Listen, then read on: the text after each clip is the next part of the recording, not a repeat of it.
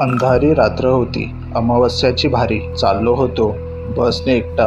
दूर मी फार. बरं झालं भेटला एक सहप्रवासी मस्त. वैतागलो होतो प्रवासात एकट्याने पार. माहीत नव्हतं कोण होता, कोठून तो आला. बोलता बोलता मात्र माझा चांगला मित्र झाला. अमावस्या होती आज, त्याच्याकडून कळलं. सोबत त्याची होती तर भीती नव्हती मनाला. गप्पा त्याच्याशी माझ्या झाल्या छान. आवरला नाही त्याला दुःखाचा बांध. रडायला लागला मग तो जोराने इतका समजेनासा झाला मला हा कांड. काढायला लागलो समजूत त्याची.